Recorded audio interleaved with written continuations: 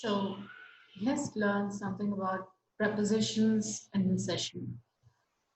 Well, as we can see over here, the basics that actually goes is wanting to know what exactly is a preposition, or for that matter, what is the function of a preposition. Well, to for anybody to make sense in what they speak in the process of communication, there's always a message that needs to be understood or processed or analyzed by the receiver. So there are certain tools, there are certain aspects of the structural English which actually lend a specific meaning or make the process of communication more meaningful over there. So prepositions is probably one such tool which lets us know that how well are we able to establish a certain connection between the various words that we choose to use over there. So this is how you might want to look at defining prepositions. Well, it is any word that can establish a relationship or a connection between basically a noun and a verb, that is an action which is being done, or to the objects that are probably mentioned, or the objects that are being referred to in the speech. It could be any word governing, which is usually preceding a noun or pronoun. Yeah, I would just like to repeat that, which basically expresses a relation to another word or element in the clause. Apart from that, these, that is prepositions, could be words which might be essentially a part of a phrase. So if you have to look at it that way, a prepositional phrase again would be a group of words, obviously containing a preposition, and of course a noun or a pronoun that is the object of the preposition, which which we can also choose to call it as the modifiers of the object. Now, yeah, like yet again, is anything, a preposition is a word that shows the relationship between the two other nearby words. So what are those prepositions?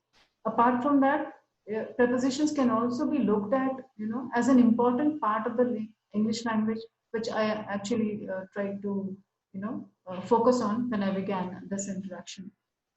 So how do we look at it? Well, there are various kinds of preposition.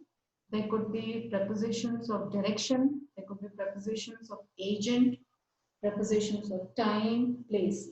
So that makes it interesting actually, that there are various ways in which a preposition can play various roles, or if, in other words, you can also call it as a function that a preposition does in the English language.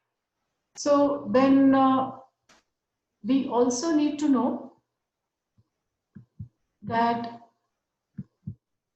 I'm just trying to show the same thing that I had been discussing all this while. See, yeah, this one is more informative in the sense more expansive. That is, we can see that prepositions answer the questions when or where, or telling us an object's location. That's beautiful, isn't it? So how do we do that? Well, for that, you can say, right, there is a cat under the table. Well, I am trying to define prepositions. We're talking of objects and nouns over there. So here, let us say a common noun, that is a cat.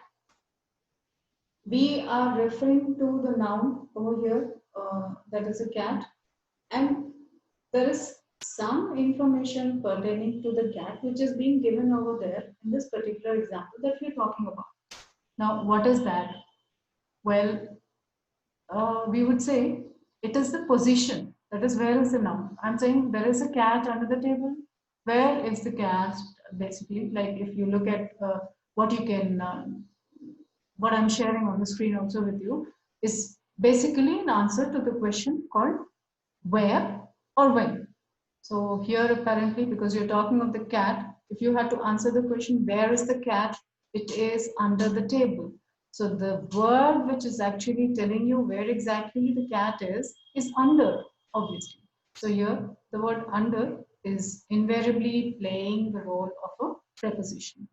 So these are the various prepositions that we can see over here: about, behind, during, within, without, in, from, beside.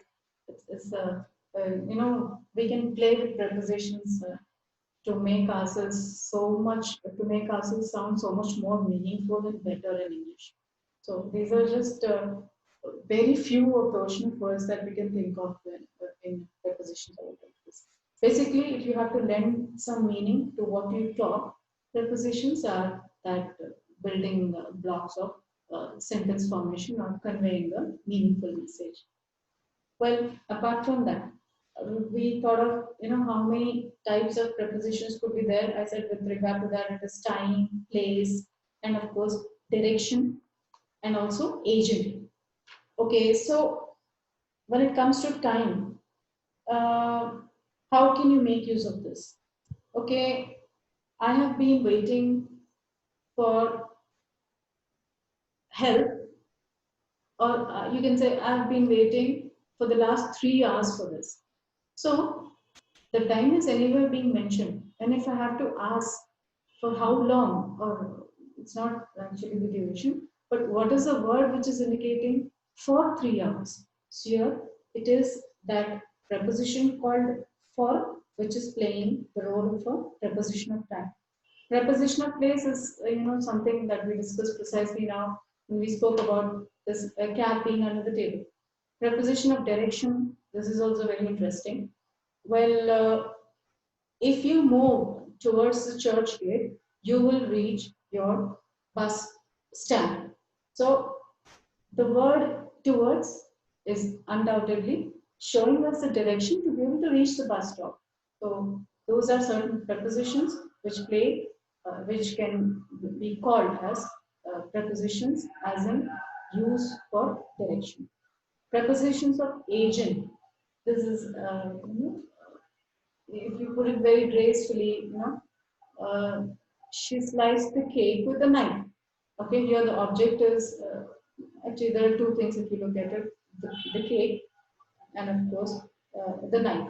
So if a relationship had to be established between this cake and the knife, or let me say the action which is being done, I would say the agent over there, the word which is playing the agent, that is preposition of agent, happens to be with. She sliced the cake with a knife.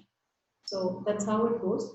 Invariably, that's we can just go on and on with so many multitudes of examples to discuss prepositions. So this is yet another one. The boys chased each other around the house. So obviously the question here, what is the preposition here? So you have to basically have to look for the word which is establishing the link, between the nouns and probably the action going on. So the boys chased each other around the house. Where did they do? It was around the house. So this word is again indicative of the place as the function done by the preposition. Okay, so here you have some very quick examples for us to be able to identify the prepositions. There are 23 people playing at the soccer field. So what is the preposition over here? It's a very basic preposition that we can see, that is and. The mouse scurried under the table while nobody was looking. Again, where is the mouse scurrying?